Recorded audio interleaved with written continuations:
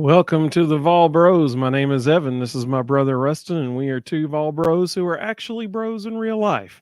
And man, oh man, it's another good weekend to be a Vol. Now it's a big week with Bama coming up this week, but we are here to talk about what happened yesterday. And as you all know, we have three questions we always answer. What was our biggest takeaways from the game? Who do we feel like was the player of the game? And what was the play of the game?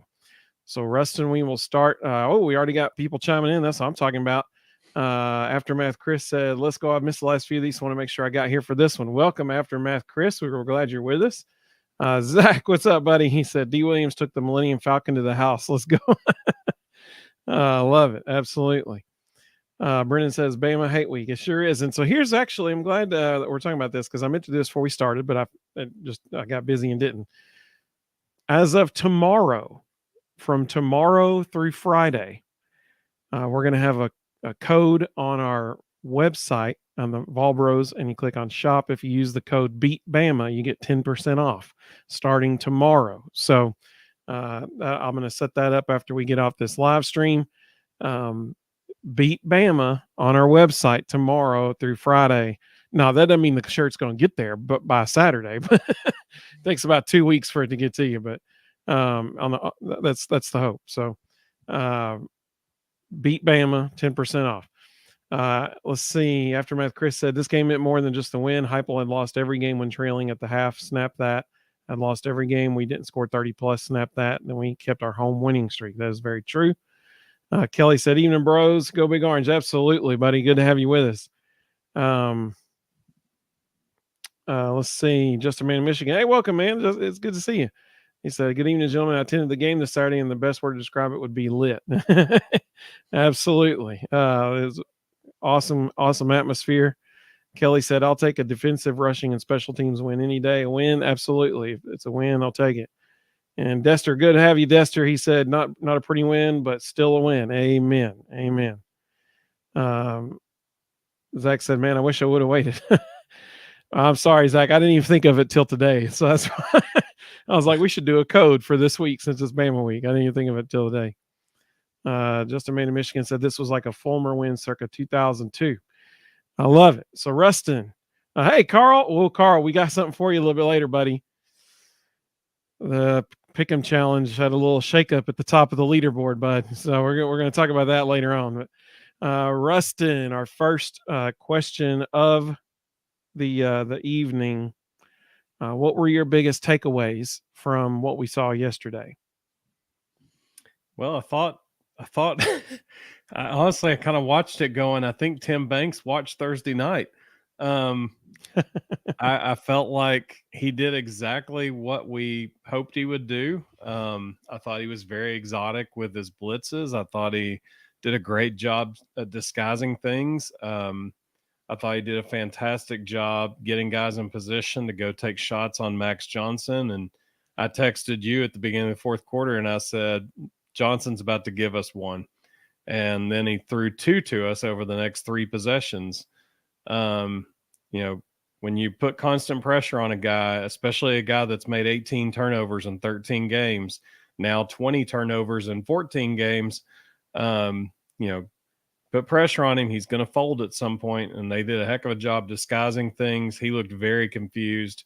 There were multiple times Bobby Petrino actually dialed up the exact right call, and Max Johnson was so confused with what he was seeing in front of him, he missed wide open guys.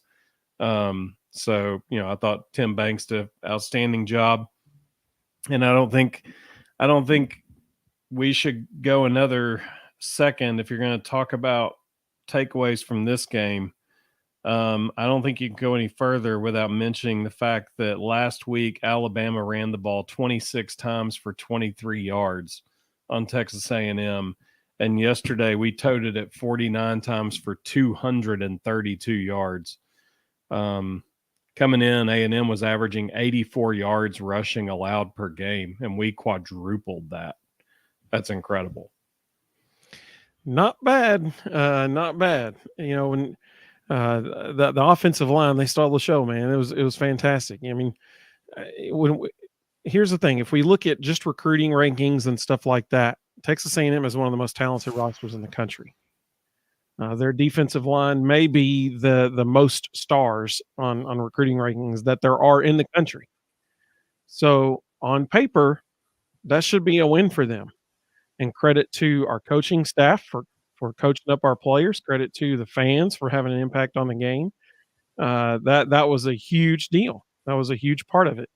And I mean, what more can you say about our offensive line? I mean, no exaggeration. That defensive line in Texas A&M was revered as if not the best, one of the top 3 best defensive lines in the country coming into this game. And our offensive line was opening up holes that I could have run through, and I'm slow. I mean, like they were opening up massive gaping holes for the I mean, like, what's it called? Sky cam? Is that what they call it? Yeah. Or on the wires, but behind the play. You know, they would go to that camera, and like that one with in the fourth quarter there with Jalen Wright running it was 3rd and 20 something, and they ran the ball, which we'll talk about that in a little bit. But just huge, just massive holes. And so we cannot sing the praises of our offensive line enough. Just absolutely incredible what they did. Before we go any further, I haven't looked at the comments. I got 11 here waiting on me. Let's see here. Let's see. We'll see. Carl said, "Love the win." Absolutely, absolutely. Doug said, "Great punt by Jackson Ross and D. Williams doing it at the 1, downing it at the 1. That's playing winning football." Oh man, that was beautiful. It was absolutely beautiful. That was like the 1-inch line where he downed that ball. It was amazing. Carl said he's number 2 in the rankings now. That is accurate. We're going to get to that. Ed, welcome, Ed. Good to have you. He said Tim Banks is the MVP of the game. I think that's a fair call. Robert, good to have you, buddy. He said great to see you two again. D. Williams needs to play on some offense. Yeah, I totally agree. Totally agree. And apparently that is happening very soon. Apparently, because he's already working in on offensive practice. We found that out in the post game. I think Josh Heupel probably would have preferred he not announce that to the media. Yeah, that's what I was thinking too. When both he and Jalen Wright both confirmed that, I was like, that probably wasn't supposed to be said. Yeah. Let's see here. Justin Manny Michigan said A&M averaged 1.9 yards per carry. Shout out to that defensive line, especially James Pierce Jr. That dude is an absolute weapon off the edge. Currently the highest graded defensive end, according to Pro Football Focus, in the SEC. That's pretty good company. Let's see. Carl makes a good point. Vols finally won by not outscoring the other guy. That's exactly right. We didn't have to just outscore them, where defense held them to only 13 points, which is incredible. Kelly said special teams swung the momentum. Sort of sounds like a maxim. Absolutely.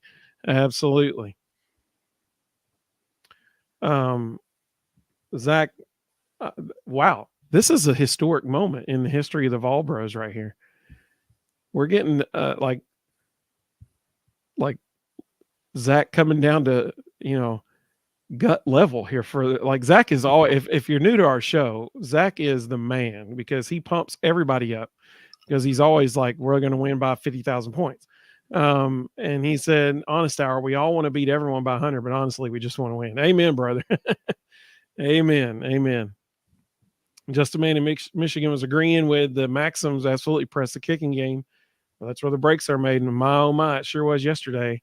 Hey, the only 10 you see is here. Welcome. Good to have you. I'm glad you're here. She said nothing but positive things to say about this game. In order to be a great team and a great coach, you have to win the ugly ones. Absolutely. Yep. Doug, great point. He said Glenn Earlaby is an excellent offensive line coach, and it showed on Saturday. Yep. So just in case Mr. Jones is joining us, I'm sure that we might have maybe some potential negative comments about Joe Milton this evening. So I wanted to go ahead and address that right off the bat. And I've got some numbers here for you.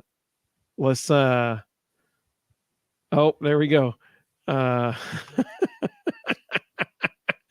Oreo Puppy Dog, welcome, buddy. He said JG Milton is back. I still say Milton should be a tight end or a wide receiver. Moore should start at Alabama. Gaston Moore, baby. He can sling it. He can't sling it like Joe, but he can sling it. Let's see. Aftermath, Chris said, Josh Pate said it best last week before the game. Everyone keeps talking about A&M's rush defense. Why is nobody talking about Tennessee's rushing offense? We proved that. Absolutely. Absolutely. So here's the deal. Joe went 11 for 22 for 100 yards, 1 touchdown and 1 interception. On the surface, that sound, hey, I appreciate that. The only 10 you say. I thought about you actually during the game because that's exactly what I predicted. She said, shout out to Evan who called it, said it was going to be a low scoring defensive battle. It sure was. 11 for 22, 100 yards, 1 touchdown, 1 interception. On the surface, that does not sound good. And Zach just said some of those drops was not his fault. And I totally agree. I just want us to take just a second to think about those 22 throws. 4 of them were blatantly obvious pass interference calls that were not called. Yep.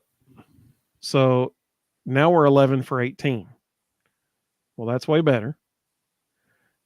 One of them was, I still can't really believe that Ramel dropped that ball. That was, I don't know how to explain. He couldn't have walked out there and handed it to him any better. Yeah, I mean, I told my son, we're sitting there watching, I said he could have done the hokey pokey into the end zone if he wanted to. Yeah. There was nobody between him and the end zone. It was an incredible play call. A&M had no clue what to do. They had never seen that formation. They had no idea what we were running, and Rel Keaton just ran right through the center of the defense. Yep. I mean, it wasn't like Joe put too much steam on it. He just floated it out there for him. The ball, just like a basket, just hit him in the hands and then just fell off. I think Ramel's probably still going to be kicking himself about that today. Shocking that he dropped that. So that's another one. So now Joe's 11 for 17. Another one, and this was one of the comments that Gary Danielson made that I was just like, what are you talking about? So I believe it was in the second half. I think it was in the third quarter. It was the third quarter. There's kind of a pressure up in Joe's face, so he scrambled out to the right. As he was scrambling out to the right, Squirrel released down the field a little bit, and Joe threw a ball to Squirrel. Squirrel fell down. Like he fell down. Yep. And Gary's expert analysis of that was, inaccurate throw. Like, the receiver literally fell down. So that's 11 for 17. 16. That's way 16. Yeah, that's way different than 11 for 22. And I went back and tried to remember, and I could really only think of 4 inaccurate throws that Joe made. The very first play of the game, he overthrew the guy on the top side of the field. I think it may have been Squirrel. Let's see, the overthrow to Ramel. The throw behind Ramel. That was on a quick slant. He threw the ball behind Ramel, and the interception. Those were 4 throws that I could think of off the top of my head that were just bad throws. So when you're thinking about it that way, and on the interception, let me just say this. On the interception, he just made a bad throw. He made the right read. He was throwing the ball to the right guy. He just underthrew it. He's got to throw that thing to the back of the end zone up high. It was Dante Thornton. He's 6'5". He was trying to throw a jump ball to the back of the end zone for Thornton to go get, and he just underthrew it. Thornton would have been there. He was in path. It would have been a great, if he had thrown a good ball, it would have been a great play. But he underthrew it. But here's what I do think people can have a little issue with Joe right now. Clearly, based on the fact that there were 2 times last night when it was 3rd and 21, another time it was 3rd and 22, and we just conceded it and handed the ball off. Now, I understand that in the fourth quarter, you could say, well, they're trying to keep the clock running. I get that. Yeah. I understand. But earlier in the game, when we're down, we're down, and it's 3rd and 21, and we just hand it off. That shows that they clearly don't trust him fully yet. I don't think we would have been handing it off like that last year. So there's clearly still area for improvement. You looked like you wanted to say something to that one. I don't know. I can see both sides. I've been in the box before calling a play, and the head coach is saying, "What do you want?" And I'm like, "I don't have a 3rd and 19 play. We don't have one of those." So, I can see both sides of the coin. You don't want to force a ball, create a turnover. It's easier to run the ball, get 7-8 yards, punt it away, and live to play another day. I don't necessarily think that's lack of confidence in Joe. I think that's the game was a very physical defensive game, and they didn't want to make the one turnover that could be the difference in the game. Yeah, I understand that. Carl said, did not think the win was ugly. Beautiful run game, stifling defense, great special teams. That's a fair point. Yep. Absolutely. Just a man in Michigan makes a good point here. He said, I mean, Milton isn't playing great, but he's making enough plays to win. 5-1 is 5-1. Oh, and do we really want Nico making his first start in T-Town like some Vol fans want? No, we don't want Nico starting in I mean, listen, Josh Heupel is going to put the best guy out there to win the game, which means that Joe Milton is the best guy on our team to win the game right now. I mean, that's the bottom line. I agree with him totally there. Oh, I totally agree, Kelly. Kelly said, I believe the Bama game will be a low-scoring punching match. Yeah, I totally agree. It's good very similar to what we saw yesterday. Totally agree. Let's see. Zach said, there is a negative thing to say, and they were zebra colors. It was bad. It's like death in taxes. SEC refs are just going to be bad. Like it's unavoidable at this point. And it's very frustrating because we're talking about an organization with so much money. They could put accountability and they could put training in place to make sure these guys are better. And they're just choosing not to. And it's disgusting. And it's not just the Tennessee game. If you watched any games on Saturday, every SEC game, my goodness, Kentucky, Missouri, that was an absolute dumpster fire. The referees in that game were horrendous. Well, and that's the thing, it was bad both ways in Tennessee and Texas A&M. I mean, if I'm a Texas A&M fan, I'm really ticked off that 2 of the face masks that were not called weren't called. I mean, it was bad both ways. Yeah. I like Heath's idea. I like this.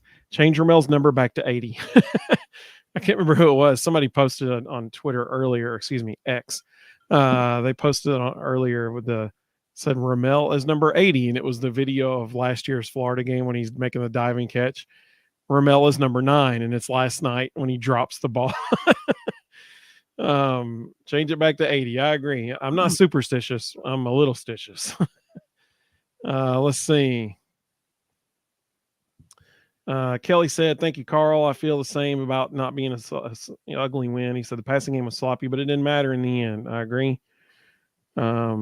Doug said, I'm pulling so hard for Joe, but his situational awareness is so bad. Do the Vol Bros think that can be coached out of him, or that's just who Joe is?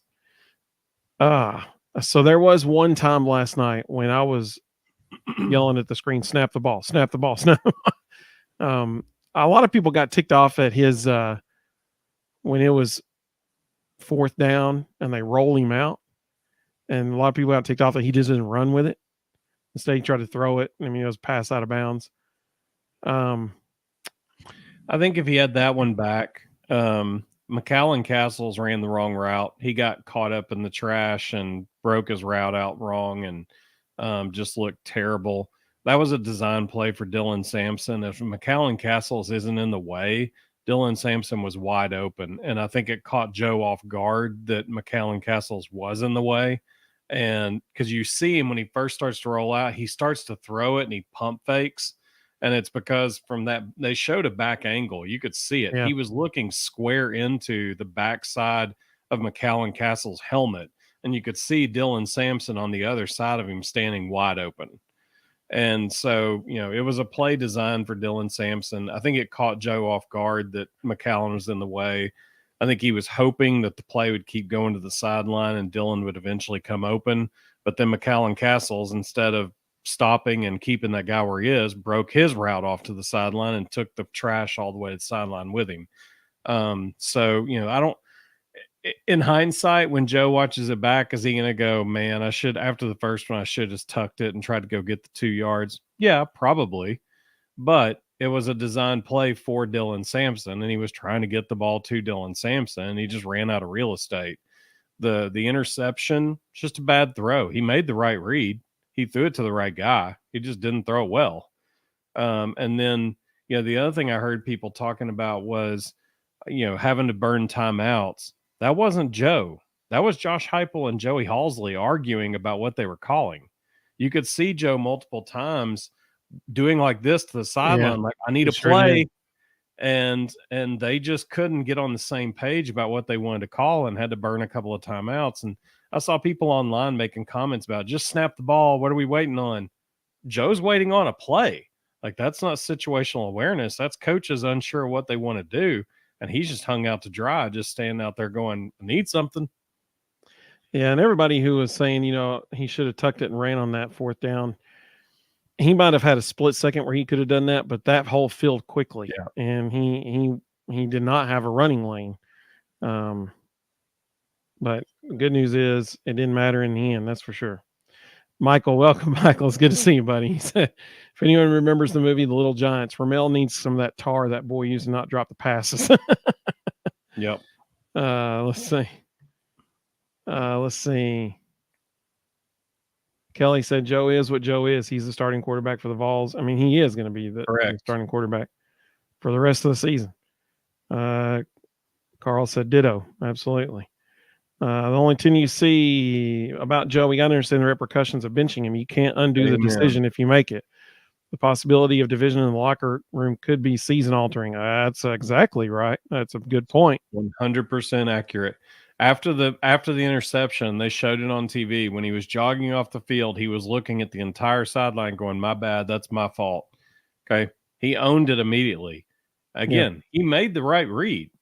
And he wasn't apologizing for throwing the pass. He was apologizing for throwing a bad ball. He made the right read. He threw it to the right guy. He just made a bad throw. Yep, absolutely. Let's see. Aftermath, Chris said, I think this is a good point. I don't understand what's going on with Ramel. Last year, so many times he had clutch catches. It seems this year he has almost become a liability. He's dropped for sure 3 walk-in touchdowns. Yep. Yeah.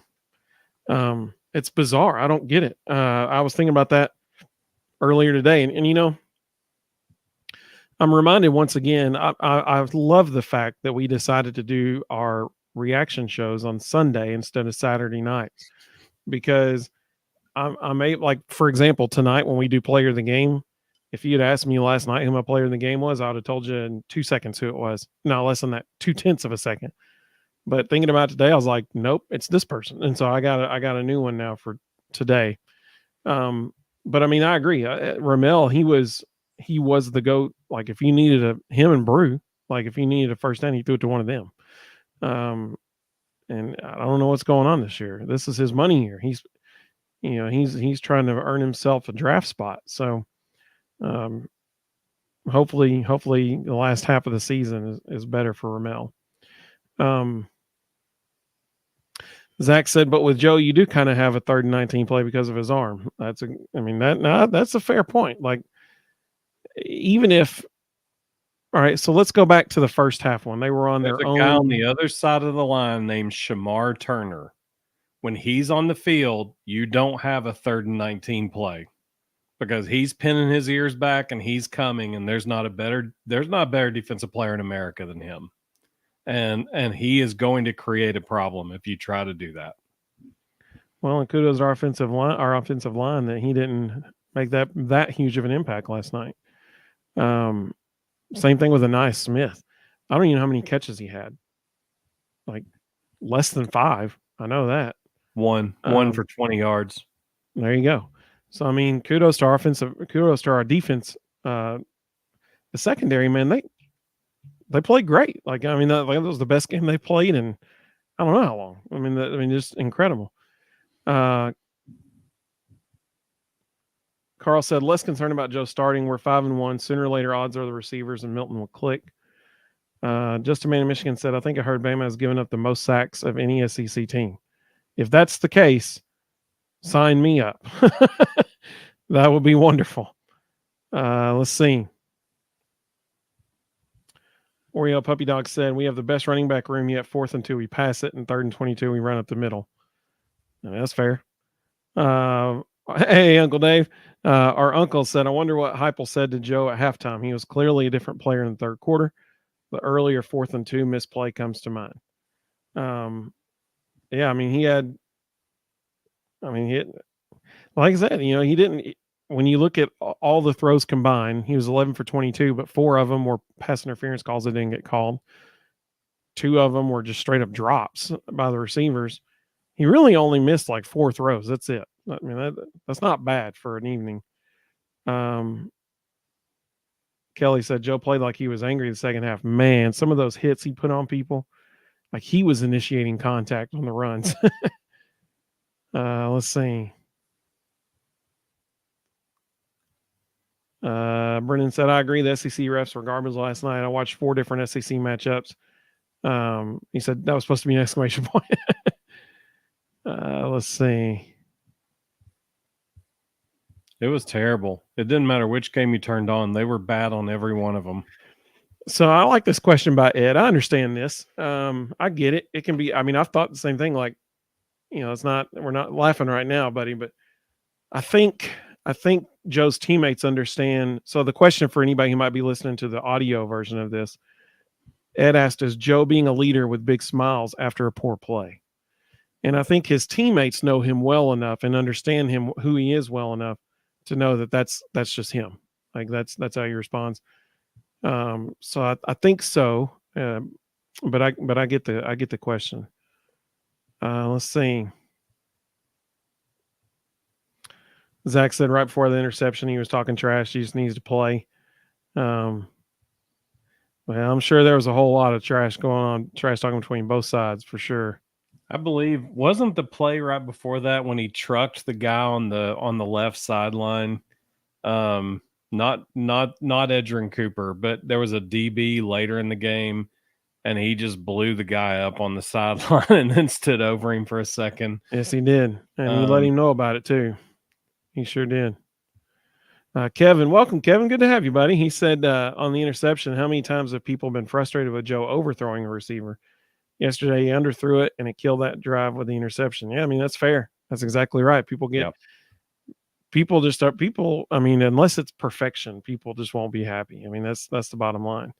Unfortunately, him underthrowing that throw was really unforgivable because he's taught it's the NFL version of the tight end jump ball at the back of the end zone. He's taught to throw that thing at the upright, to where only his receiver can go. His big receiver is 6'5" freak athlete Dante Thornton can go to the back of the end zone, get off the ground, and go snatch it where nobody else can catch it. And if he overthrows it, he overthrows it. No big deal. You live to play another day. It's just an interception. So of all the throws to underthrow, that's the absolute worst one. Like that one has to be overthrown or perfect. Those are your 2 options. And he knows that. And that's one of the reasons he was coming off the field apologizing. He knows that he has 3 options. One isn't really an option. And he did the one. Justin Man in Michigan said, in every post-game analysis I've watched, I really think the host failed to mention how solid that A&M defense is. Yeah, I totally agree. Yeah. And that's why one of the first things we said when we started the show was, I mean, that defense as a whole, the team as a whole, on paper is one of the most talented teams in the entire country. They've now passed us. They're number 1 in the SEC in sacks. And that defensive line, we said this at the beginning as well, there had been leading into yesterday, were being praised as, if not the best defensive line in the country, one of the top 3 best defensive lines in the country. And our offensive line just owned them. I mean, it was amazing. Like, kudos to our offensive line. Let's see. Justin Man of Michigan said that Bama has given up 31 sacks on the year. The Vols have given up 9. Right. That is good news for Saturday. Let's see. Well, that's actually going to be an interesting stat to watch Saturday, because this weekend Alabama also passed Tennessee. So Texas A&M currently has 29 sacks, Alabama has 26, and Tennessee has 24. We dropped from first to third, which is crazy when you consider our best defensive weekend of the year, and we dropped 2 spots in the sack totals. Randy, welcome, Randy. Good to have you with us. He said it seemed like A&M got every call from the hash mark into their sideline. Yeah, it seemed like A&M got a whole bunch of calls. Of course, they got some call missed that they could have gotten too, like 2 face masks come to mind. Let's see. The only 10 you see is agreed with Kevin. She said exactly on the throws because he's trying to take air out of his throws. Yep, because he's been told so many times. I agree. Hey, Doug, good to have you, man. We're glad you joined us. He said, got to leave early, but I'll catch the rest on replay. Great show as always. Thank you, Doug. We appreciate that, man. Let's see. Brennan makes a good point. He says, of course, Joe has to be positive after a bad play. He's one of our leaders. He has to be positive, and he reacted on the next play. That's a good point. And it's just who he is. I mean, he's a fun-loving guy. Nothing really bothers him. He stays very even, and that's what they're used to. And honestly, it would cause greater concern for all of them if he didn't do that. If he reacted negatively, and if he dropped his head and started pouting and got angry, they would all be concerned about that. So Ed makes a good point here. He said no flag on hits out of bounds seemed trendy in the SEC. So last night, I don't know if anybody saw it, during the Kentucky and Missouri game, Luther Burden, it was, I think, right before halftime. Yep. Luther Burden gets a ball in a jet sweep, and he gets pushed out of bounds. And then another dude comes up after he's like beyond the 2 or 3 yard, painted area. Dude grabs him and just like throws him down on the ground. No call. And I was like, what in the world? I was shocked that they did not call it. It was so far out of bounds after the play was over. And Luther Burden, there was a referee standing right there. Mm-hmm. And Luther Burden, he got up and just looked at him and went, like, are you going to call that? I mean, like, what in the world? Yeah, that was really surprising last night, actually.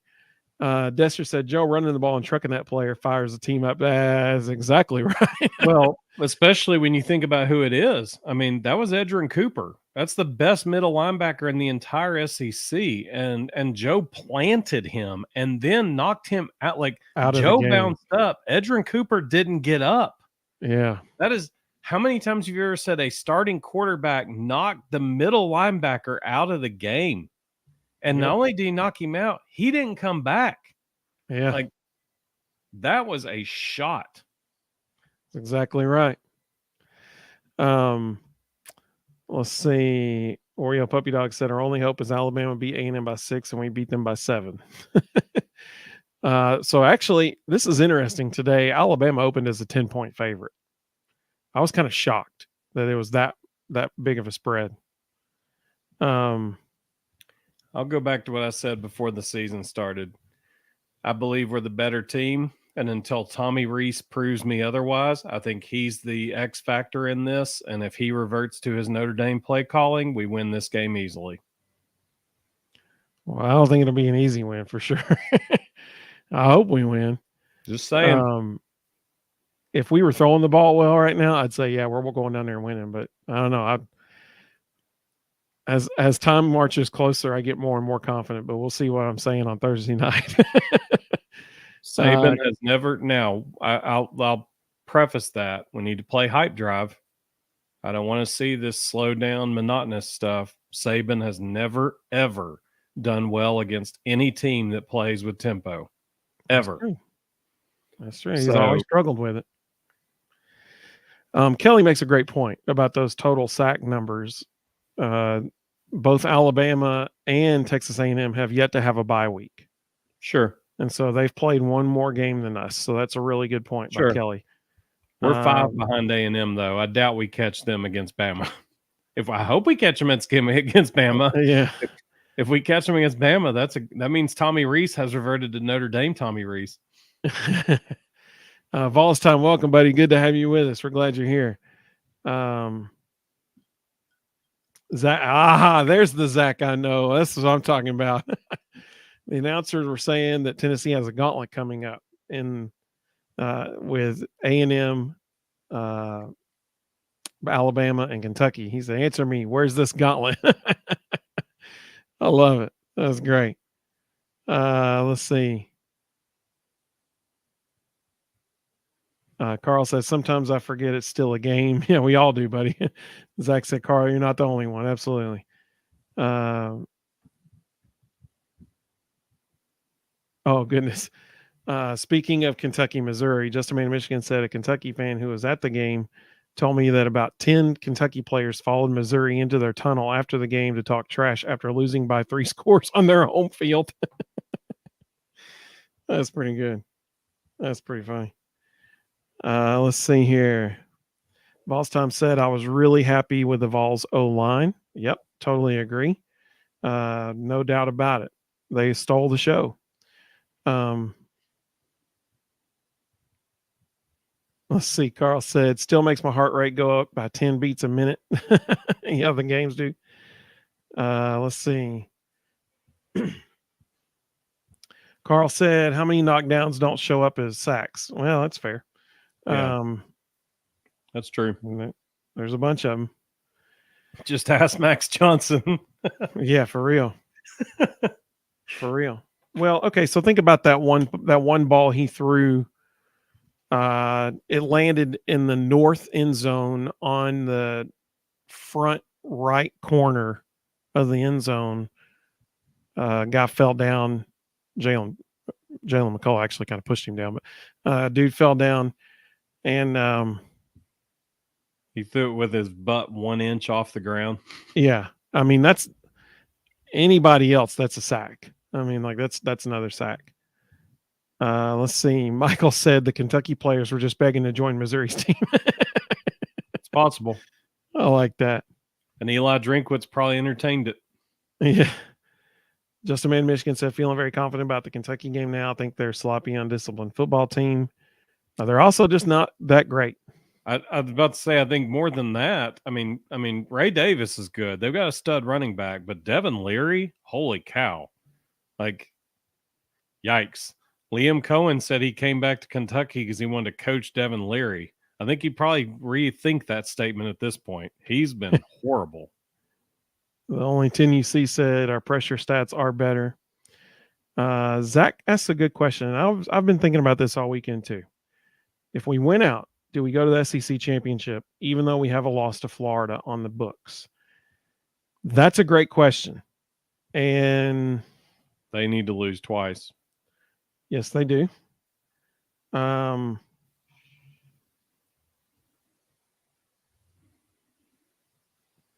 Which they could lose to Georgia. That'd be one. That'd be one. The other one would have to be Missouri or LSU.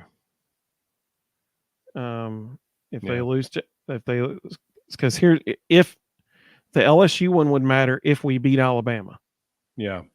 Because if we win out, that means, and we assume Georgia wins out except for us. That would have us with 1 loss, Georgia with 1 loss, and Florida with 1 loss. Nope. If Georgia wins out except for us, Florida has 2 losses. They would have 2 losses. So then we Florida lost to Kentucky. So all they got to lose. Kentucky. All they got to do is lose to Georgia, and they're out. Yeah, that's right. If we win out, we're in the SEC championship game. That's how it goes down. Yep. Assuming Florida loses 1 more time. Even if they beat Georgia somehow. Now, if they beat Georgia and they lose to LSU, they would still get in because in the East they would have the head-to-head against us. You talk about a rough stretch. Florida's next 5 games, they've got Georgia, Arkansas, at LSU, at Missouri, and then Florida State. They legitimately could lose all 5 of those. Oh, for sure. Yeah, if we win out, we're in Atlanta. I mean, that's the bottom line. Like if we win out, not even if we win out, if we win out in the East, we're in Atlanta. Yeah. Even if we lose against Bama and we win out in the East, Right. we're still in Atlanta. So that needs to be. I mean, everything's still in play. Everything's still in play. Right. Kevin said, "Is Kentucky getting exposed as the season progresses? Do you think they'll be a very challenging opponent?" I think the only thing they'll be challenging about it, I mean, Devin Leary, unless Devin Leary figures it out, he couldn't play much worse right now.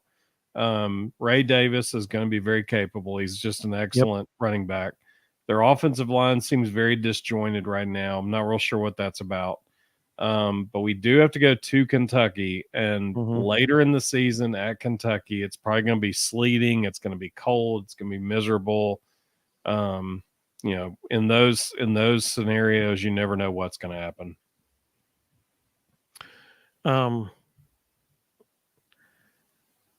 Heupel has had a lot of success against Stoops and Kentucky, so we'll see what happens this year. But I think that's going to be a win. Hey, Vols time, that's a great idea, buddy. He said I hit the like button. How about everybody do that? I think that's a fantastic idea. Let's see.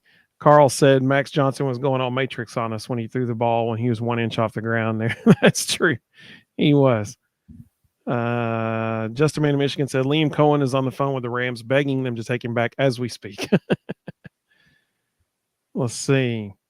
Zach said, just remember Bowers is out for a while. That's okay. I'm glad you mentioned that. We don't know how long yet. For the kid's sake, I hope it's not long. I hope he's back soon. X-rays were negative. They're supposed to be doing MRIs today.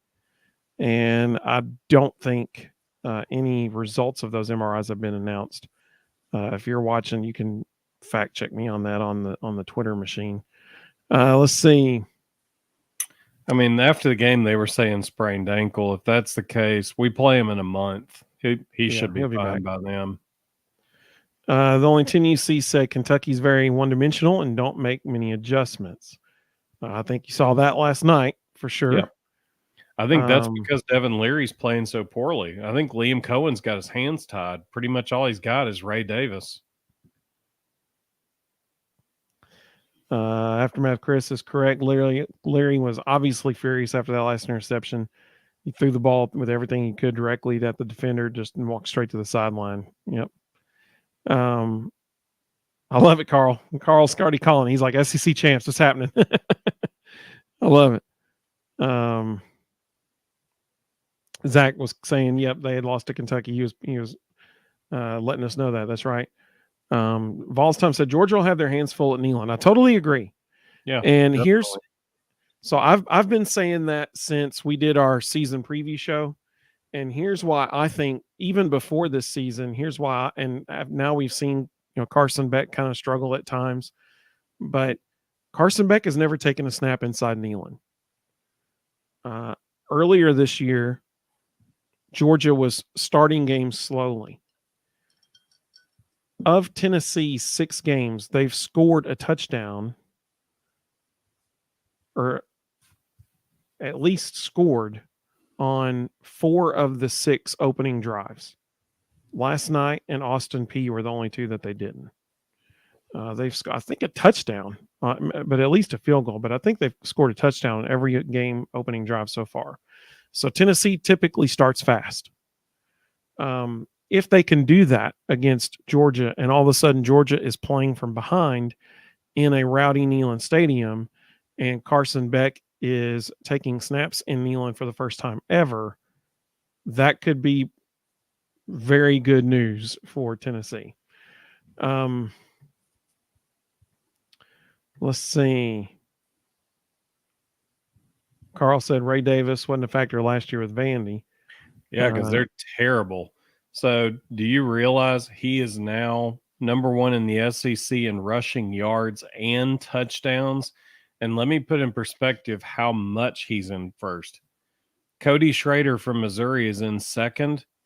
He has 140 less yards than Ray Davis.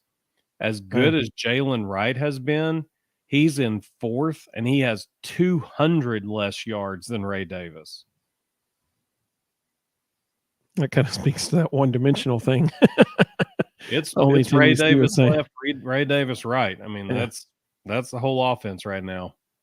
Justin Maine of Michigan said Vols will load the box to stop Ray Davis and tell Leary to be his eye. I totally agree. Absolutely. Mm-hmm. I think that's what you saw Missouri do yesterday. I totally agree. The only Tennessee asked a good question. We'll come back to that here in just a second. That's a good question. That's a good one to come back to.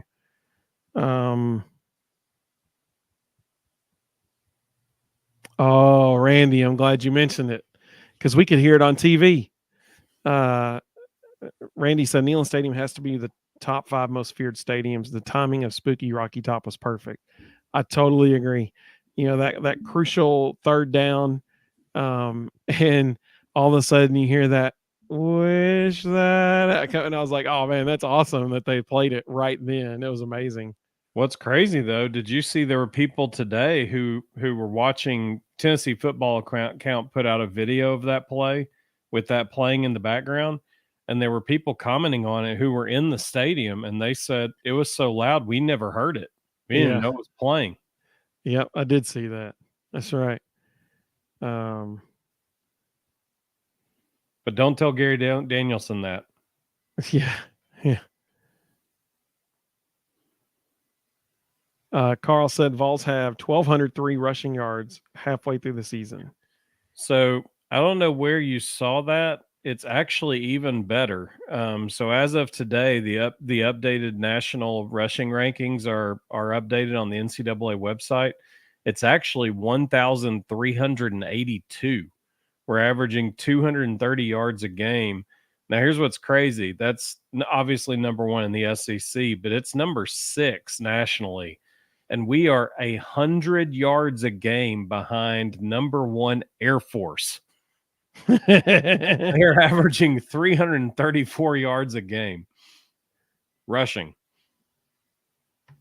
Because that's what they do literally every play. They're doing it well. They're 6-0 doing it. Yeah. Yep. Brendan said Vandy put up 20 on Georgia at home. That is true. I can't figure out what's going on with Georgia. Like they kind of, teams that coast through always have something go wrong in crucial moments. And honestly, I think some of it is Carson Beck. I think he is so non-emotional about everything. I think it's spilling over onto his teammates, and I don't know. I think he's going to struggle in Neyland. You know, he's not demonstrative at all. So when they can't hear, when it's 120 decibels and they can't hear anything, how's he going to run the offense? Like the dude doesn't show any emotion ever. Carl said Beck's going to need a therapist after harassment and hearing Rocky Top 38 times. Just 38. It'll be even more, hopefully. We could be dead wrong. He may walk in there and he may just tear it up, but I have not seen a guy yet that can handle that kind of atmosphere. My gut is he's going to walk in there and throw it all over creation, and we're going to get 4 or 5 picks. Man, I hope so. Justin Maine of Michigan said, by the way, I don't have a voice. My coworkers are going to laugh at me tomorrow. Hey, we salute you. We salute you for giving your all for Tennessee yesterday. I love that. Zach said, I love that they kept the Spooky Rocky Top. That was my favorite version. It was perfect timing, man. It was perfect timing yesterday. Especially, you know, I know Rustin, I saw that's the same thing Rustin did. People were saying that they couldn't hear it in the stadium. Boy, we could hear it on TV. It was perfect. It was amazing. Yeah. Oh, the only 10 you see. She said the only team I'm worried about playing is Missouri. Amen, sister. I feel they could be the South Carolina of last year for us. Am I crazy for feeling that way? No, you are not crazy for feeling that way.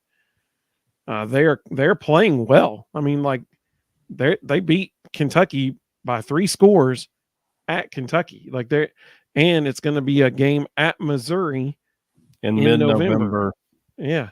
I mean, Nobody goes there in mid-November on purpose.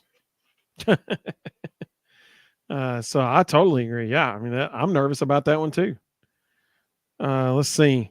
Oh, John, welcome, John. Good to have you with us, buddy. He said, yeah, you couldn't hear it. I was there. I think the loudest I saw the decimal meter was 115.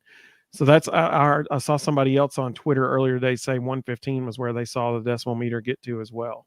Wes Rucker said he saw 119 at one point. Oh, wow. So that's two higher than South Carolina was 2 weeks ago.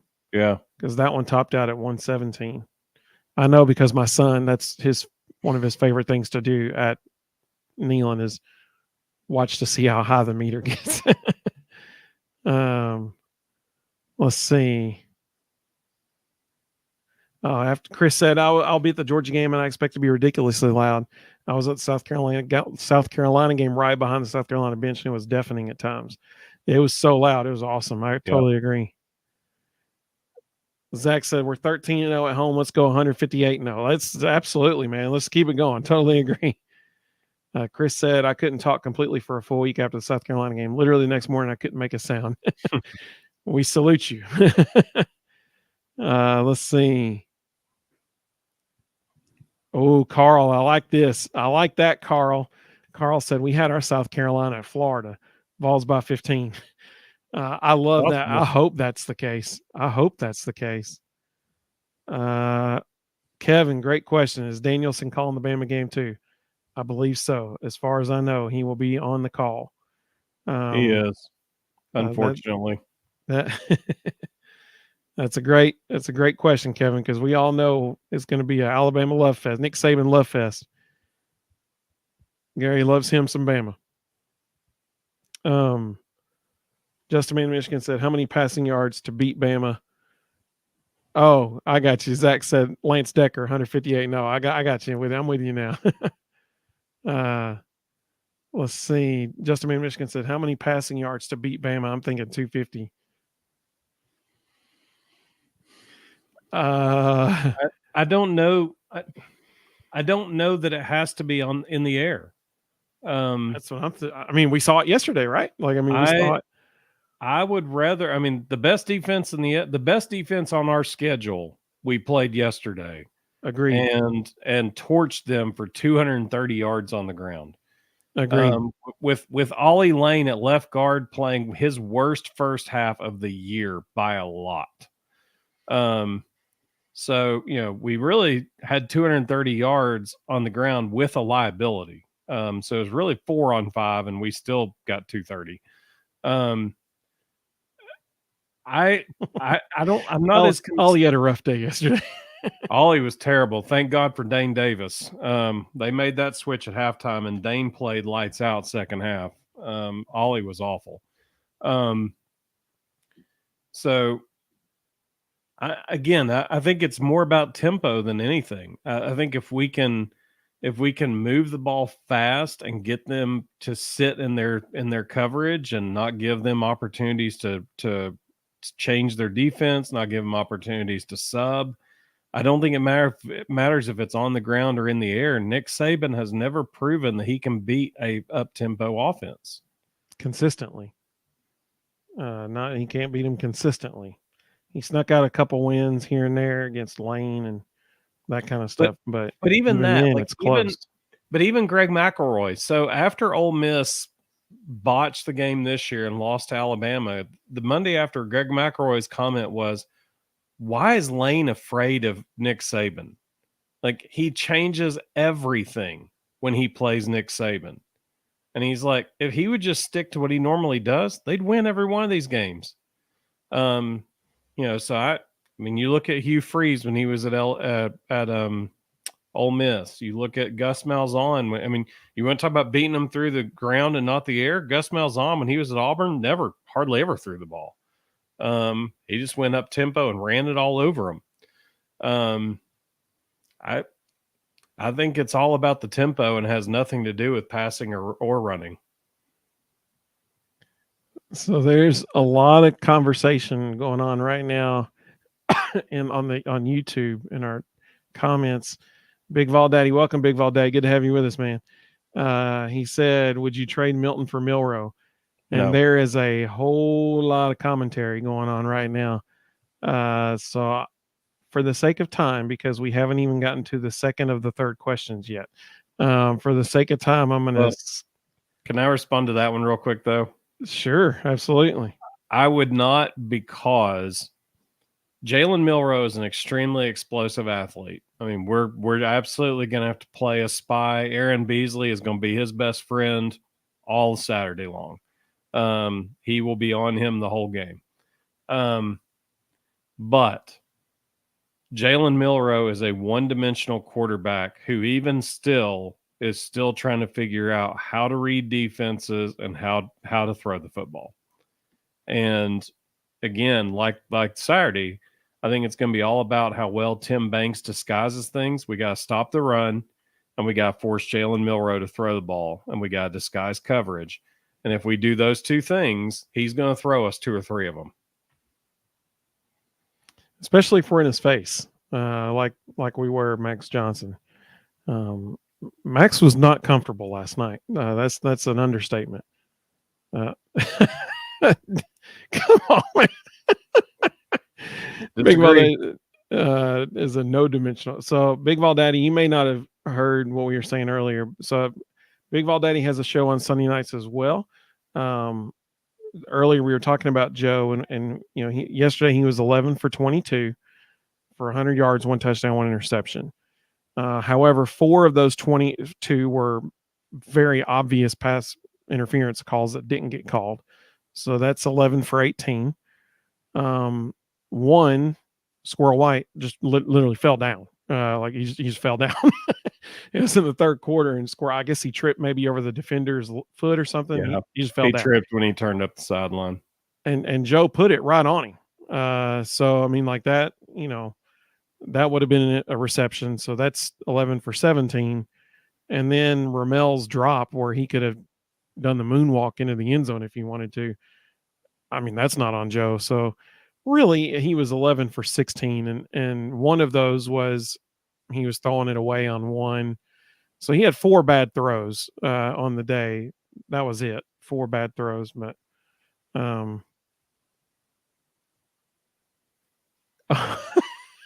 so Big Vol Daddy's wanting Nico in the game. I don't think you want Nico making his first career start in Tuscaloosa. No. Joe, I think Joe gives, and I think Heupel knows Joe gives us the best chance to win right now. So I think that's why he's in there. I don't want Nico in Tuscaloosa. I don't want Nico in Kroger Field. I don't want Nico in Como. It's asking too much of a true freshman who hasn't had enough reps to go into those environments. It won't end well. Yep. Especially if the receivers aren't catching the ball like that. I mean, that adds a whole new deal. Navy Schuler. That's what I'm talking about. We skip Gastamore. We go straight to Navy Schuler. That's what we. The only 10 UC makes a good point. The only 10 UC is bringing the rationale this evening. She said, "This is why I love," and the logic back to us. This is why I love our coaches. They don't let us fans control anything on that field. You're exactly right. Unless it was Butch Jones, in which case he actually did let fans control a little bit. Quite often. Which is why Nathan Peterman started at Florida that one year, and it was disastrous. I agree, the only 10 UC. I'm thankful that this coaching staff does not do that. I agree. So many opportunities, but Butch had so many decisions that were made by fans. Like, it would blow people's minds. Carl said, "All pro Kamal had and 2 picks." Hey, I'm loving it. Keep tearing it up, Kamal. Keep tearing it up, buddy. That was good. Not just that. I mean, the picks are important, but I thought Kamal did an outstanding job all night. He was good in coverage. I don't know what has happened. Willie Martinez has clearly gotten in his ear and gotten some things fixed, but I mean, Anaya Smith, 1 catch for 20 yards. And most of the night, Kamal was on him. That's hard to argue with that. That's big time. Hard to argue with that. So let's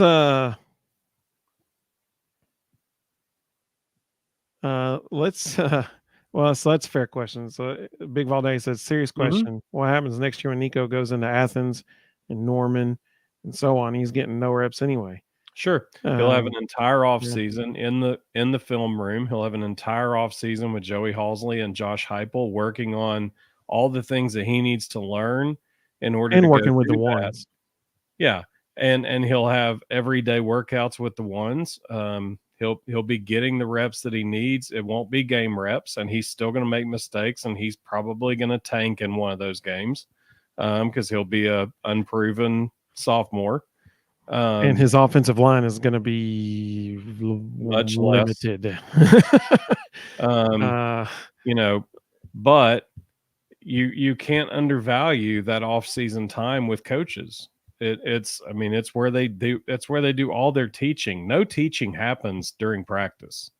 Practice is all about preparing for the next game, getting the game plan in place, executing the game plan, hopefully. And there's no teaching happening there. So Nico's not getting better right now. He's just learning the game plan in case he has to go in. Chris said, I will gladly eat my words. Haddon has made me a believer. His problem is when he makes a mistake, it's usually a big mistake. Thankfully that hadn't happened the last 2 games, which is good. So let's hope that keeps going. I don't think you're wrong to say he's making you eat your words. I think he's making everybody eat their words. He's made me eat mine. Not for this season, for the last year and a half. He's been terrible. A month ago I was saying, please don't ever put him back on the field. And he's figured it out. Let's see. Rains. Hey, welcome, Rains. Welcome, buddy. Good to have you. He said it's Joe plus receivers. Sure, Joe made some questionable throws, but if the receiver stepped up and caught the catchable balls, Joe would have over 175 yards in the air and no one would be complaining. There would definitely be some more yardage on that for sure, especially if just Ramel catches that one that was just a freebie, essentially,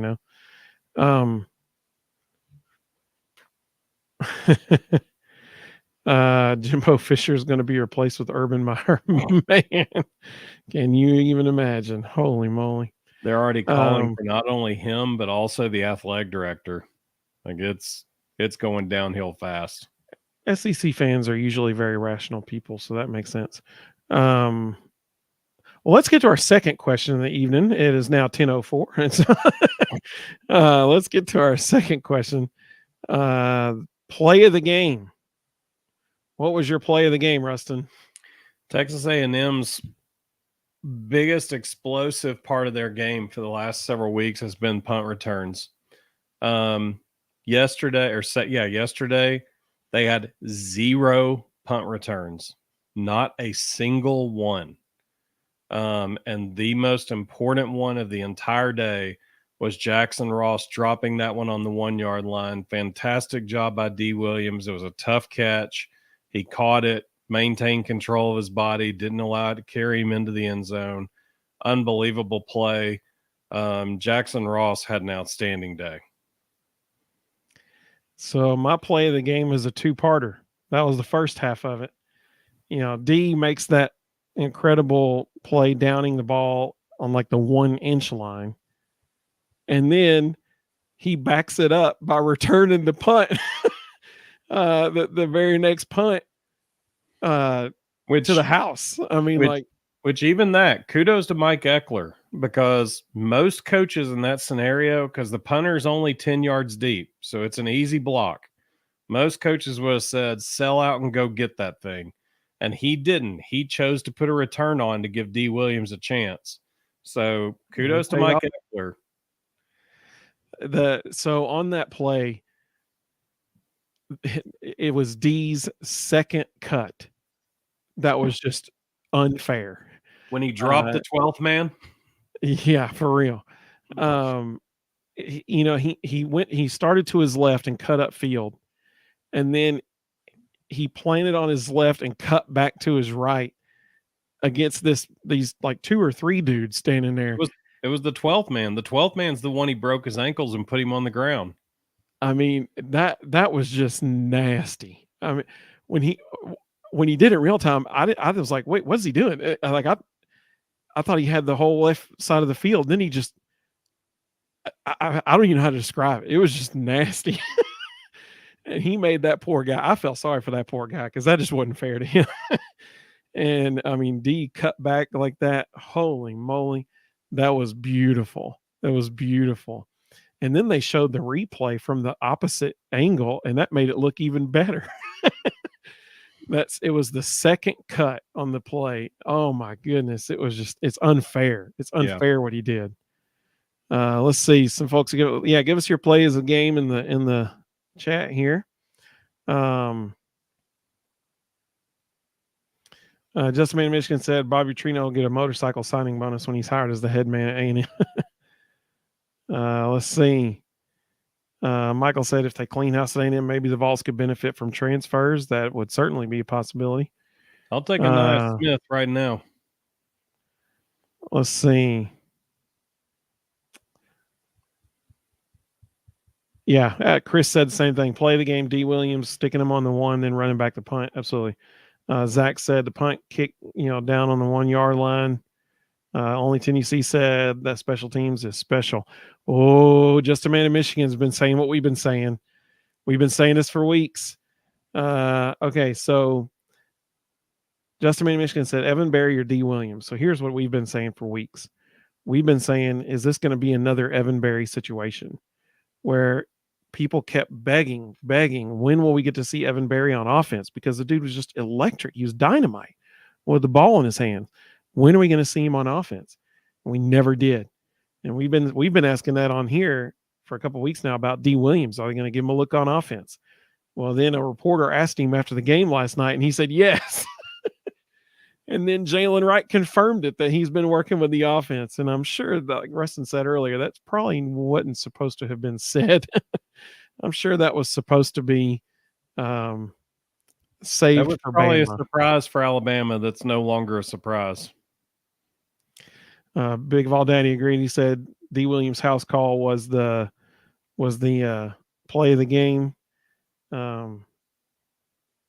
Justin Man Michigan said it's D. Williams kick return all the way. Let's see. Yeah, awesome stuff. So, Rustin, who was your player of the game? And everybody let us know in the comments who your player of the game was. So I'm going to give 2 honorable mentions. Number 1, Jackson Ross. I thought he was fantastic. Again, I like that. He completely eliminated a huge part of A&M's game plan. I don't think if you had asked Jimbo Fisher, hey, you're gonna have a game this week and you're not going to return a single punt, I don't think he'd have been okay with that. Hang on, before you go on, I want to mention something about that. So I think it was like the first game of the year.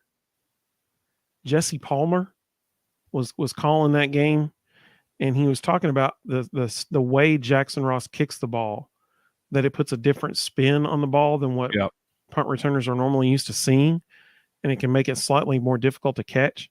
If you go back and watch, I think it was either the first or second punt of the night. That ball almost, Anaya Smith, I'm assuming, was back there returning it. That ball almost went straight through his hands. Yeah. Like, he was kind of nonchalant about it, and the ball, like if he's catching the ball goes zoop, and he catches the tail end of it and the rest of the ball's beneath his hands. And he caught it way away from his body. Like, it was, you're not taught to catch it with your body, catch it with your hands and let the body shield just in case, but he caught it way out here. Yeah. That was almost a big play for Tennessee. Anyway, go ahead. Sorry, I interrupted you. So my other honorable mention was Kamal Haddon. I thought Kamal had a fantastic night defensively, not even talking about the interception, just his overall coverage. I thought he was outstanding. But my player of the game is Cooper Mays. When you go from Alabama getting 23 yards on 26 carries to 230 yards on the ground, quadrupling A&M's average, That starts with the guy that's been missing all along, who has come in and made our offense a completely different team. I totally agree with you. Okay. So last night, if you had asked me who my player of the game was, I'd have said D. Williams without hesitation. Because I was pumped up, man. Last night I was like, give that guy the ball. Let's give it to him. That's immediately who I would have said. Because I mean, that punt return changed all the momentum in the entire game. Like, it was a critically important play. I was also going to say honorable mention to James Pierce Jr. Yeah, he had a heck of a day. He was making those offensive tackles days just not fun at all. I mean, really, you look at Roman Harrison, Tyler Barron, Omari Thomas, Bryson Eason, even Karat Garland. Karat Garland made the most of his opportunity with Omar Norman Lott out. Sure did. That entire group, and I hate to keep naming people, but Aaron Beasley was his typical self. But holy crap, Jeremiah Thielander and Arian Carter played their tails off. Dude, there was one play. I think it may have been Jalen McCullough or Wesley Walker, one of the two of them, kind of stood up the running back a little bit, and all of a sudden, off screen, here comes Thielander into the screen and just lays a lick on that dude. I mean, it was like, where'd he come from? It was out of nowhere, and I mean, he just lit that guy up. He is not afraid to put his helmet in there. I'm kind of getting to a point of, I kind of hope Keenan Peely doesn't come back and he applies for a medical red shirt, which he could probably get pretty easily, and comes back next year. Because I would really like to see Arian Carter and Jeremiah Thielander and Elijah Herring rotating with Keenan Peely. I think we could be pretty nasty. Absolutely. Thielander, man, he brings it. He brings the wood when he lays a hit on somebody. So also honorable mention to Chaz Nimrod. Yep. In the first quarter, Chaz Nimrod was our passing offense. Yeah. I mean, like, he did phenomenal. 2 critical third downs. They throw it to him and he makes the catch over the middle. I mean, kudos to Chaz Nimrod. But, and this is wild. This is why I got so excited. We did not talk about this before we came on here. This is when Rustin said Cooper Mays, that was the first time I had heard that. But today, as I was thinking about it, I was like, my player of the game can't be D. Williams. It has to be Cooper Mays. Because if the offensive line that showed up at Florida or that showed up against Austin Peay had showed up last night, there is no way we win that game. No way. You think about what Cooper has done for that offensive line 2 weeks ago against South Carolina and last night against Texas A&M. They've gone from one of the weaker offensive lines in the whole SEC the first 4 games to arguably the best offensive line in the SEC. And the only difference is one guy. That's it. So how could we not make him the player of the game? I mean, clearly he is having a tremendous impact. I'm so pumped up that you picked him too. That is awesome. Great minds. Great minds. Somebody just asked a question about, can Peely really apply? Yes, there's only 2 criteria for a medical red shirt. The injury has to happen in the first half of the season, and you have to have played in less than 30% of the games. So he meets both criteria. He is immediately eligible for a medical red shirt, and I really hope they'll take that into consideration and not bring him back for the last 2 games. Let's see. Brennan said, y'all have a good night. 4 a.m. comes early. Thanks for the great Vol show per usual. Hey, we appreciate it, Brennan. Glad you joined us, buddy. Let's see. I'm about 6 minutes behind. That was at 10:09. It's 10:15. Sorry. He's long gone. Let's see. Reigns. Good question. Any idea what position D would fill on offense? I think you would see him on jet sweeps all day long. Yeah. Jet sweeps and bubble screens. Throw it to him, let him run. It's just one more piece of eye candy to take people's eyes off of Jalen Wright, Dylan Sampson, and Jabari Small. They've got to jump out to make sure the jet sweep doesn't go, and that opens up an even bigger hole for us to go north and south. I like Zach's picks for player of the game. He said, "Can I pick 3? Jalen Wright, Tyler Barron, and D. Williams." I think that's 3 great choices. I think that's a great choice. Justin Man in Michigan said, "Offense, Jalen Wright. Defense, James Pierce Jr. Special teams, D. freaking Williams." Yep, absolutely. Josh Heupel said something after the game about James Pierce that should terrify everybody in the SEC. He said that he's playing really well, that he's really happy with how he's playing, but he has no idea how good he can be. Yikes. Yep. Let's see. Big Vol Daddy said that, the reason D hadn't been on offense until now is the coaches know why he isn't out there, so there must be have a good reason. Yeah, he's right. I mean, that's true. I agree. I've thought about that as well. Yeah, that's why I say he's going to be eye candy. They'll throw him in jet motion. They'll fake sweep to him, then give it to Jalen Wright right up the gut, and they'll just open up an even bigger hole. Justin Man in Michigan has Jacob Warren's quietly having a great year. Absolutely, he sure is. Mm-hmm. Extremely reliable, which is what they need at that position. Vols Time said Jalen Wright's player of the game for him. Totally understand that. That's a great pick. Carl said Tim Banks, player of the game, played with Max Johnson's head the whole game. Yes, he did. Max Johnson didn't know if he was coming or going. He had no idea what was happening. I like this. So the only thing you see said player of the game, Eric Berry. Having him there made the defense play out of their minds. I think there is some truth to that too. Like I think looking over and seeing him, they're like, we have to play well for that guy. I mean, like he's here. We got to stand up for him. He spoke to the team on Friday also. So like they know he's there. He's being inducted in the Hall of Fame. We can't lose on Eric Berry Day. So Dester makes a good point too. He said maybe all that stuff with D. Williams was said just as like a plant. Sure. So that Nick Saban now has to, to spend time working on that. Oh, Carl said the same thing. He said maybe that was a plant to have Bama spending time to figure out how they got to, account for D. Williams. Nick Saban's had a Tennessee notebook on his desk for weeks now. So that gives him something else to think about, I guess. Let's see. The only thing you see said she agrees with Big Vol Daddy. She doesn't think they can scheme D in effectively right now. Big Vol Daddy said his player of the game is Navy Schuler. Oh man. Let's see. Vols Time said our D make Eric Berry proud. Absolutely. Good point. Just a man in Michigan said T-Lander, Carter, and Herring in recruiting all were hits in recruiting. Absolutely. And Jalen Smith redshirted this year. So we've got another guy sitting over there that's every bit as good.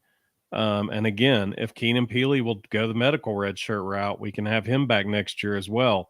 And I know he'll test the draft waters, but I hope he gets good advice. Bruce still has his COVID year.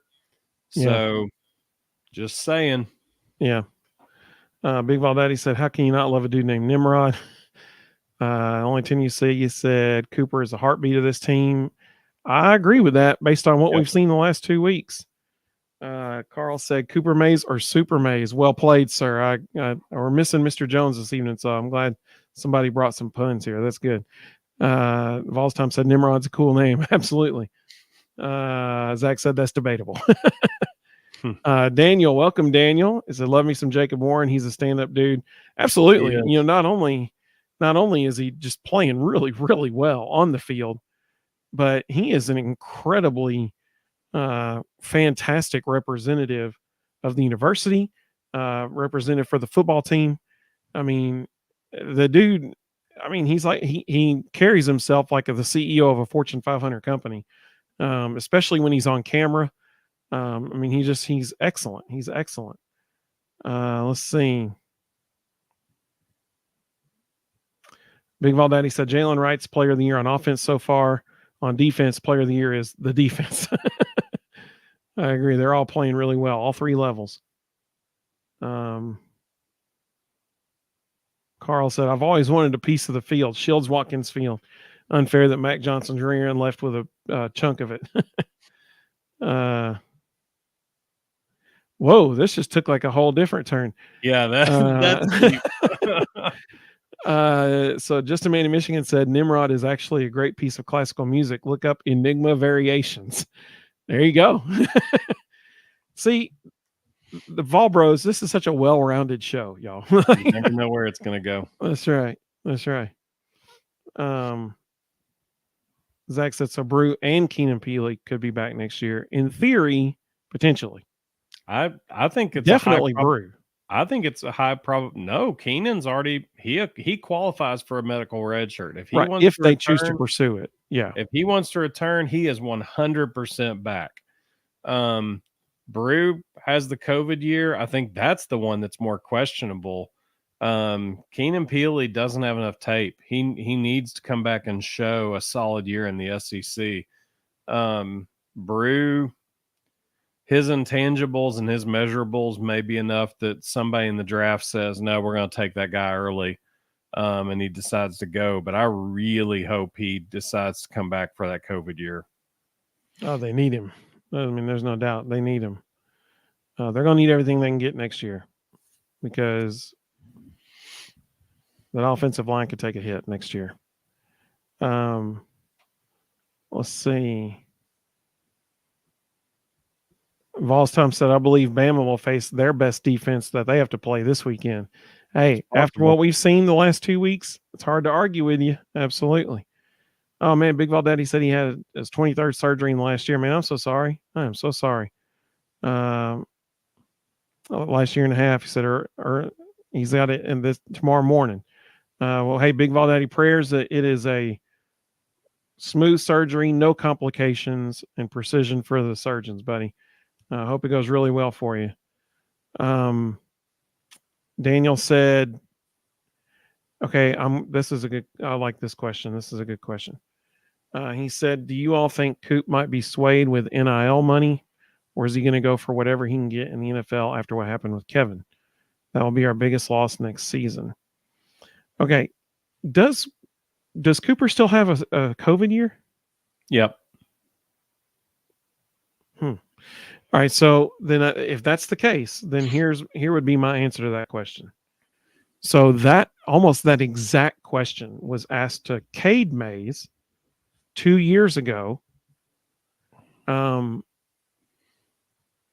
before the season started, and essentially what they asked Cade was, are you thinking that you're going to go pro after this year, or what are you thinking?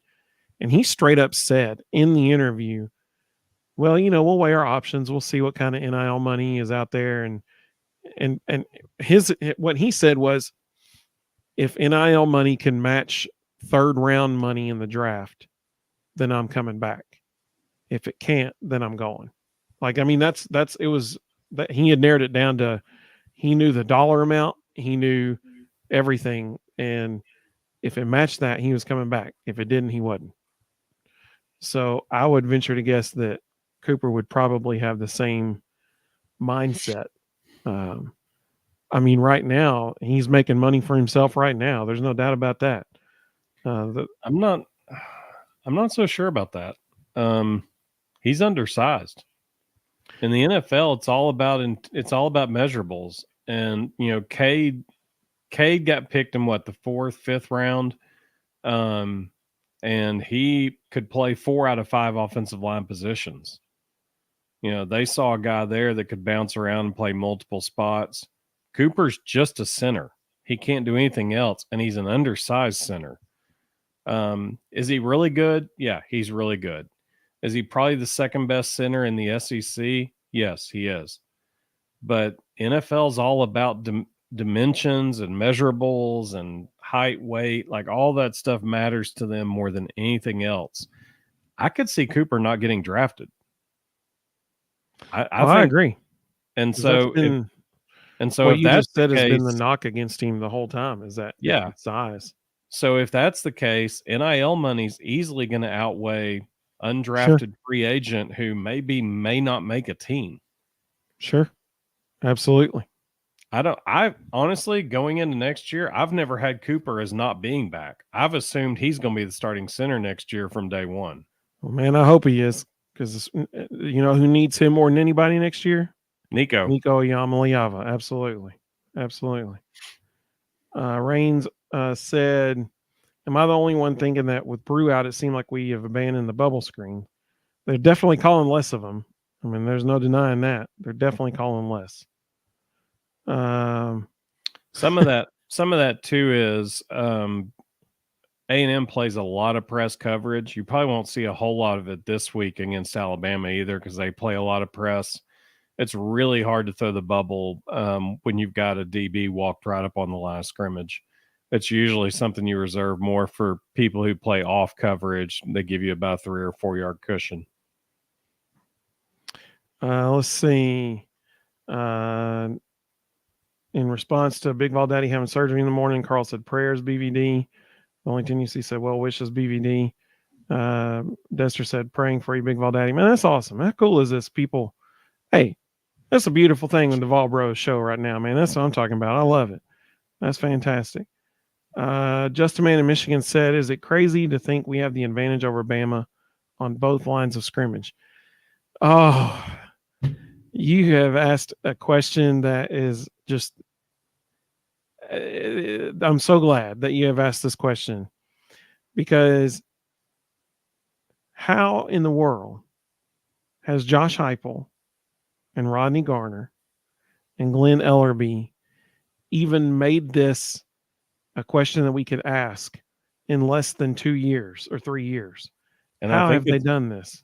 And I think it's probably true. I mean, I think if we look it down assignment by assignment, I think we probably are better on both sides. I mean, based on how they're playing right now, I mean, look at the common opponent, or look at, Texas A&M, common opponent. I mean, our offensive line dominated Texas A&M's defensive line.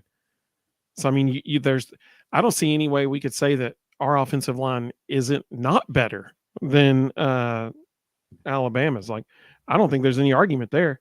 I think our offensive line certainly is better than theirs. And defensive line. Now, I think there is one other thing that plays into that. I think Alabama's really struggling at running back right now against Jace McClellan, and he's pretty good, and nobody else. I mean, they don't give the ball to anybody. I think all three of our running backs are better than Jace McClellan, and I think that's probably why our running game is so significantly better than Alabama's.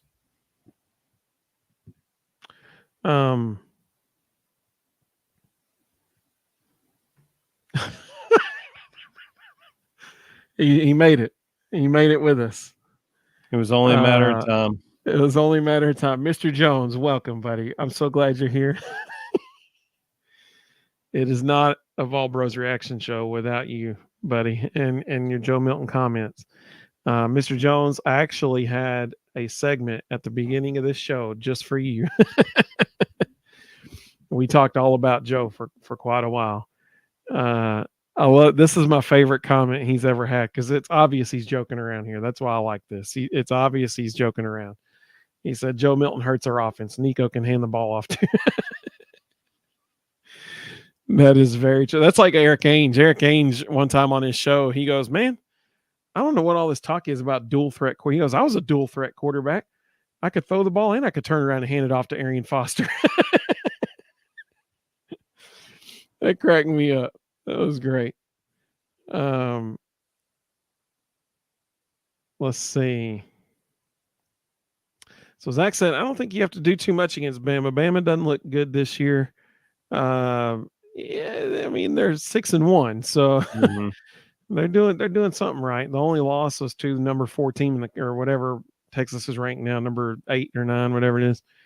Vols Time said Cooper will say, "Show me the money." Yeah, he definitely will say, and he has every right to say that.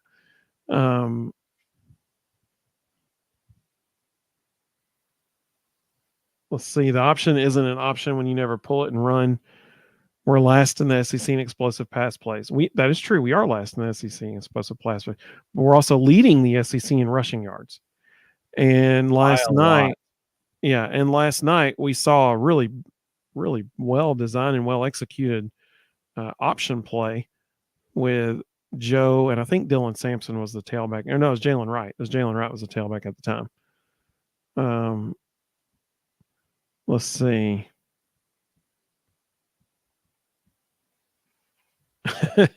Speaking of NIL money, Carl said maybe Nico will share the wealth to have Coop stay on because he needs him.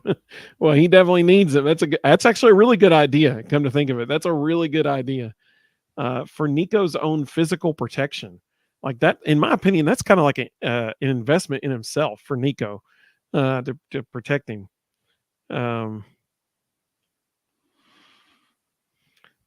Mr. Jones says Joe Milton has forced the defense to drastically improve.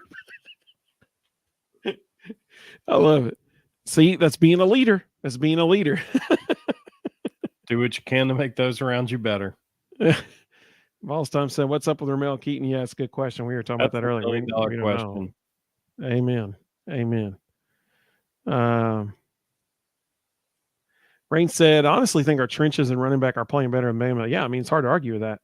But their receivers / quarterback passing attack are more deadly for sure. Right now, it is downfield shots. Yeah. But I mean, here's the thing. Last night, we would have had Joe threw that, 50 or 60 yard bomb down the left sideline to Chaz Nimrod. He would have caught the ball if he hadn't been literally tackled by the defensive back with no call. I mean, like that right there adds. Now we're at 160. If Ramel, okay, two plays. Think about that. 2 plays. If Ramel catches the ball instead of letting it just, I don't even see how he just drops I still don't get that one. But maybe he was like, oh man, I can moonwalk and do a backflip or something into the back end zone if I wanted to. And he just started running before he caught it. I don't know. But if Ramel catches that one last night, that's 35 yards? 40 yards. It was at least 35. If Chaz isn't tackled by the defensive back and has the opportunity to catch that one, that's another at least 50. I'm thinking that was more like 55 or 60. So that's over another 100 yards already right there. So now we're talking about Joe being, 12 or 13 of whatever with over 200 yards. 2 touchdowns and that kind of thing. Which is exactly what Jalen Milroe was Saturday against Arkansas. So, I mean, those stats are deceiving. I mean, that's just the bottom line. They're deceiving. Oh, yeah, you're right, Carl. Carl said Banks and Garner have raised the expectations for defense. No doubt about it. No doubt about it. Zach said not only 6-1, they're 6-1 in the West. That's a good point. That's a very good point. Justin Man in Michigan said, "Will 9-3 get us to a New Year's 6 game?" No, I don't think so. Because Ole Miss would beat us out for that, assuming they keep playing as well as yeah. So unfortunately, I don't think it will. Lane, yeah, I think that's a little too early to say that. Lane and second half of the season sometimes doesn't go together. That's true.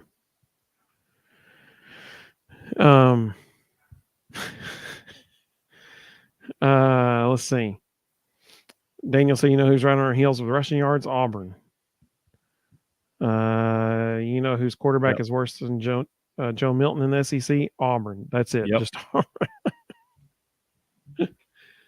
Let's see. Michael said, did you guys see the NIL Tennessee trading cards for sale? Bought a few packs, so maybe that'll make Cooper May stay another year. You contributed your $2. I love it, Michael. Everybody heard it here first. See, I know Michael really well, and so I appreciate this because Michael has a fantastic sense of humor. He is hilarious, and that's what he's cracking a joke here. I love it. Well, we all have Michael to thank. That's the bottom line. You go get your trading cards, you might get a few more people to stay. That's a great idea by the Vol Club for doing that. I think that was Florida's whole plan for their NIL program. They were just going to sell trading cards and make $14 million promises. Yeah. Unfortunately, I don't think it worked out for them. Got to sell a lot of cards. Let's see. The only 10 you see is that's how we put Mr. Jones under center and let him show Joe how it's done. I love it. Vols Time said, as long as we have the squirrel, everything will be all right at wide receiver. Squirrel's a threat. I mean, there's no doubt about it. He's a threat. Rain said, yeah, Chaz Nimrod looked like he was in such a good spot to catch that. No doubt. I mean, he was, for sure. Yeah, this is a good point. Carl said Ramel's probably going through what a golfer or NBA player goes through. It's in his head. Yeah, I agree. At this point, it has to be. I mean, like that's the best explanation in my opinion. I agree. Yeah, it's the yips. Let's see. Mr. Jones said Keaton's talent has been stolen by the Space Jam aliens. I love it. That's great. Let's see. The only thing you see said, I'm chanting Mr. Jones at the next game. Let's see. Serious question, guys. This is from Daniel. Is Joe Milton the leader of the offense, or is that just words? No mainstream channels will answer that. The players elect their captains. I mean, that's a good point. Yeah. Players elect their captains, and they chose him. I think they know that Joe and Cooper and Brew, I think they respected those three guys. Yeah. A lot. I mean, you go back and you look at videos of fall camp and how Joe was leading the quarterbacks in those. I mean, I think he is. I mean, I don't know. I do. I think so. If you watch the team, even when they're broken up by offense and defense, Aaron Beasley leads all the defensive talks and breakdowns. Joe leads all the offensive talks and breakdowns. Those two guys are hands down the two captains and leaders of this team. Carl said, you got to drop it before you learn to catch it. That's Butchism 101. If we learn nothing else. Let's see. Just a Man in Michigan said, who do y'all hate more, Florida, Georgia, or Alabama? Living in Nashville, it's Bama for me all the way. I know I'm supposed to say Alabama. I get that. But man, I really don't like Florida. I just really don't like Florida. I mean, maybe it's because I'm a kid of that, being born in being born in 85. I remember the 90s vividly and going through the 90s, and Peyton never beat him. And I mean, like hearing Spurrier run his mouth, and I don't know. I think it's maybe just, like I said, a result of the time in which I was born. Because that was the advent of divisions. And so now they're in our division. That's just me. Hey, Big Vol Daddy's back. He just couldn't stay away. I love it. Let's see. I got to read it to make sure it's okay.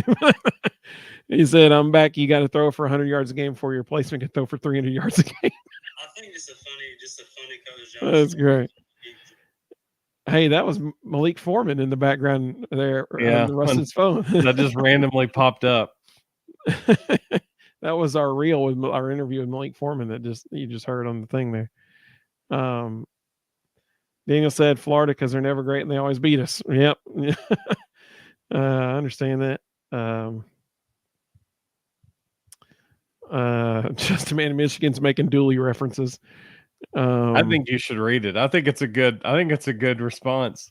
Are our receivers practicing proper shower etiquette? Maybe that's why they're dropping everything.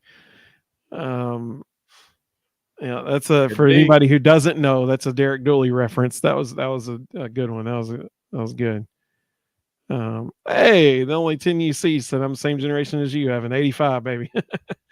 Yep, I was born in 85 as well. That's awesome. That's cool.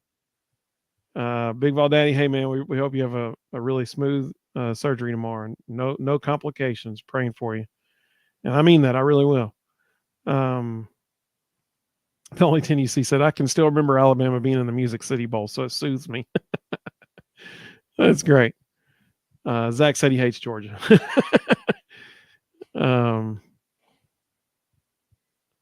Okay, Mr. Jones, I'm glad you said this. He said your wide receivers are only as good as the guy throwing them the ball. So please explain to me Ramel Keaton's drop yesterday when the ball, I mean, it just could have he could have hokey pokeyed into the end zone if he wanted to. Also, please explain to me when Nico Yamaliava came in against UTSA and threw just a laser right at Dante Thornton, first pass of the game for him, hit Dante literally right in the hands, right in the chest, and it just goes and falls to the ground. I tell you, Dante and the Jugs machine better become close friends in the offseason because Dante drops a lot of balls. Joe rubbed off on the wide receivers. Joe put one square in Dante's numbers yesterday, and Dante let it ricochet off his chest. And luckily, McAllen Castles just happened to be standing there and got a first down off of it. Joe threw a perfect ball, and Dante watched it just collision him and deflect. Every week I'm less and less impressed with Dante Thornton. He's got a lot of growing to do. Well, this has been a lot of fun.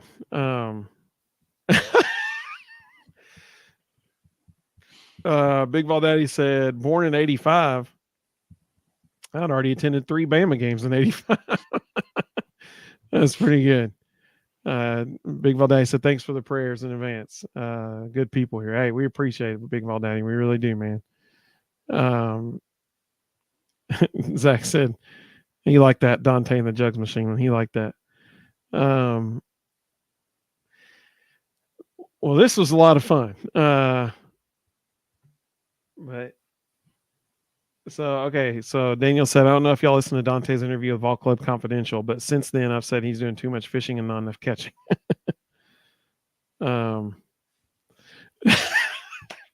Okay, now just so everybody knows, when I put this next quote up here, there's another Derek Dooleyism right there from Just a Man in Michigan. Where's Rommel?